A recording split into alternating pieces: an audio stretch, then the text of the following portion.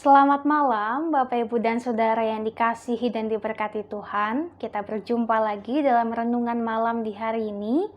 Dan kita akan kembali merenungkan sabda kebenaran Tuhan. Untuk itu, mari kita kembali bersatu hati dalam doa. Kita berdoa.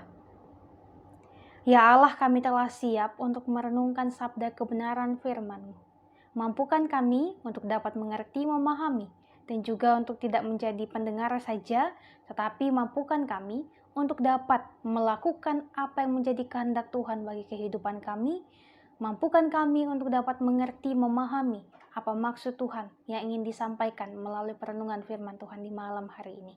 Senantiasa berkati kami Tuhan, bersabdalah kepada kami sekalian, karena kami semua telah siap sedia untuk merenungkan sabda kebenaran firman-Mu. Demi Kristus Yesus, firman yang hidup, kami telah berdoa. Amin. Bacaan firman Tuhan di malam hari ini dari Kisah Para Rasul pasal 16 ayat yang ke-19 sampai dengan ayat yang ke-23.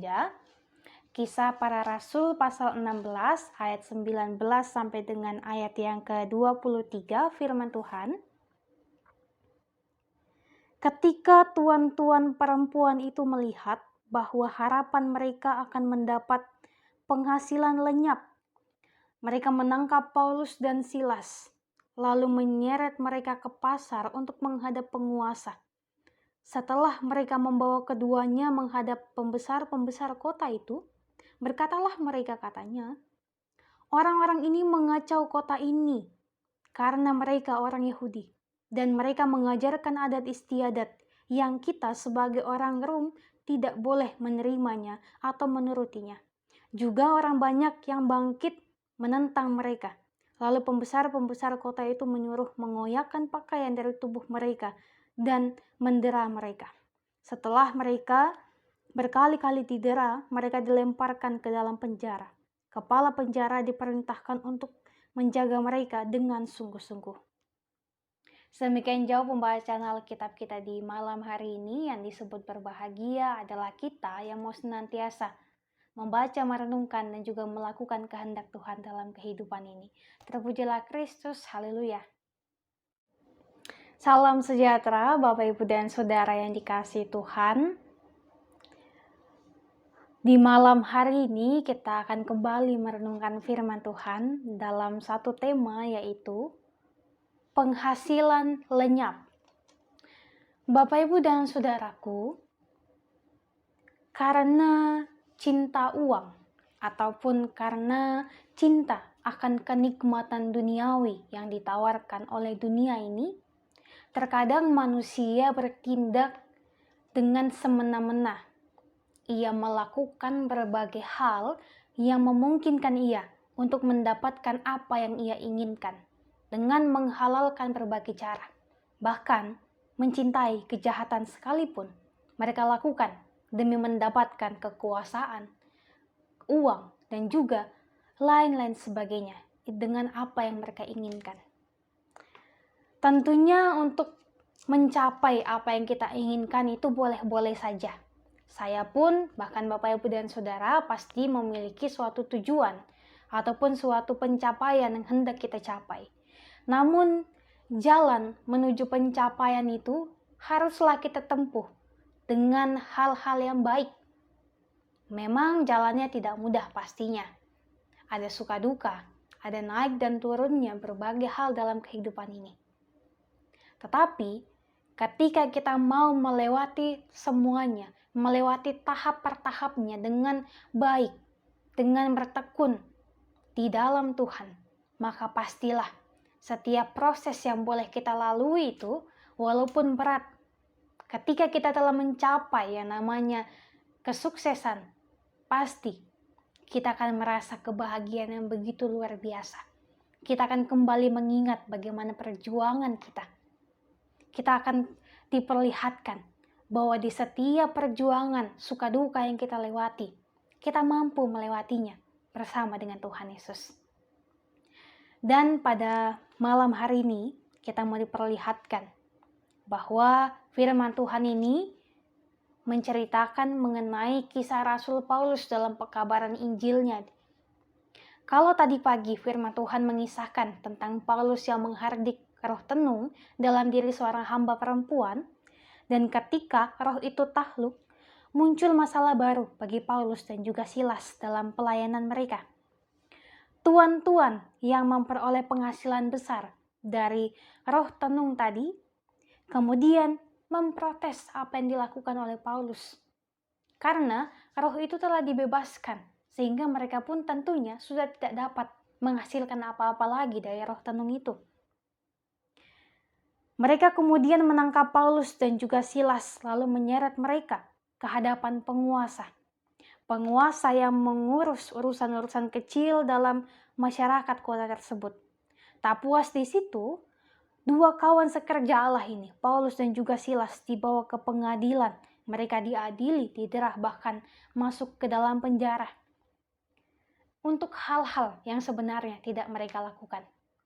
Nah, hal ini juga menunjukkan kepada kita sekalian bahwa dalam proses kehidupan kita untuk mencapai apa yang ingin kita dapatkan, pasti akan selalu ada masalah, akan selalu ada berbagai macam rintangan. Entah itu masalah dari orang lain, ataupun masalah dalam diri kita sendiri. Sama seperti Paulus, ia dipenjarakan karena hal-hal yang tidak ia lakukan. Ia difitnah karena ia memberitakan kebaikan. Dan memang untuk memberitakan kebaikan ada banyak sekali tantangannya, ada banyak sekali rintangannya. Tetapi ketika kita melihat keteguhan hati Paulus dan juga Silas, kalau kita membaca di ayat yang selanjutnya dari bacaan kita, yaitu dari ayat yang ke-23 sampai dengan ayatnya yang ke-40 dan lain-lain sebagainya, kita mau diperlihatkan bahwa Rasul Paulus dan Silas, karena keteguhan hatinya, mereka tidak marah. Mereka tetap memuji dan juga memuliakan nama Tuhan di dalam penjara. Dan Tuhan kemudian membebaskan mereka dengan cara Tuhan. Nah, Bapak, Ibu, dan Saudaraku yang dikasihi Tuhan, penghasilan lenyap yang adalah tema dari perenungan kita pada malam hari ini, di mana penghasilan lenyap, tak ada satu sumber uang lagi. Maka kita dengar teka-teki lama dalam masyarakat Batak begini. Merayap tak punya kaki, terbang tak punya sayap, manis seperti madu tetapi pahit lebih dari racun. Inilah teka-teki tentang uang.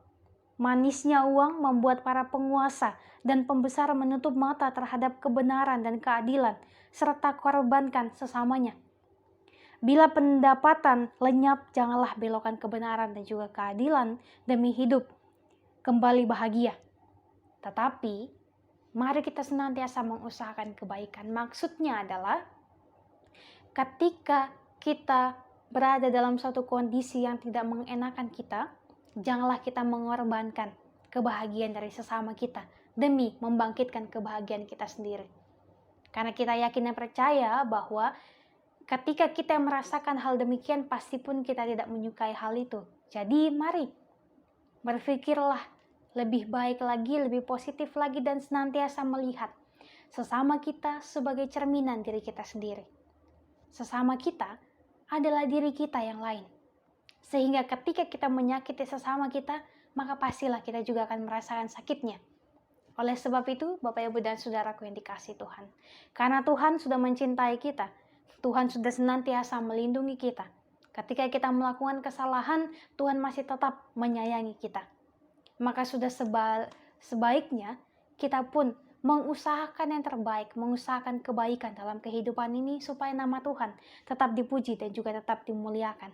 Dan sebagai warga gereja dalam keluarga dan juga dalam jemaat, kita harus senantiasa saling menopang satu sama lainnya supaya kehidupan ini boleh senantiasa memancarkan damai yang diinginkan Tuhan untuk kita sebar kepada semua orang. Terpujilah Tuhan, amin untuk firman-Nya. Bapak, Ibu, dan Saudaraku, mari berdoa. Ya Allah, ya Bapa, Allah yang penuh dengan kasih, Allah yang penuh dengan keadilan, terpuji-pujilah nama-Mu untuk setiap cinta kasih-Mu bagi kami. Pada malam hari ini ya Bapa, kami bersyukur atas penyertaan Tuhan. Dari pagi, siang, sore, malam, kami boleh beraktivitas, kami boleh bekerja, kami boleh melakukan pendidikan kami boleh mengusahakan setiap usaha yang kami lakukan demi masa depan kami di hari ini.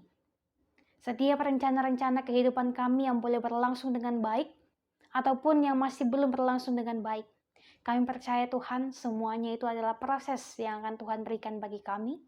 Dan kami percaya bahwa akan ada masanya kami akan merasakan sukacita yang penuh bersama-sama dengan Tuhan.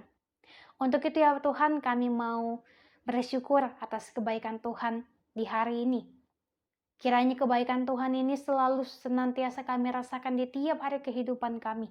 Dan kami pun boleh senantiasa bersyukur dan senantiasa mengingat kebaikan Tuhan bagi kehidupan kami. Sehingga kami dapat memperlakukan sesama kami dengan baik. Kami tidak mengorbankan kebahagiaan sesama kami demi kebahagiaan kami. Tetapi kami boleh saling mendukung satu sama lainnya agar kami dapat bahagia bersama-sama. Ya Tuhan, kami mau menyerahkan kehidupan kami di malam hari ini. Ketika kami akan beristirahat, baik itu kehidupan kami secara pribadi, bahkan keluarga kami.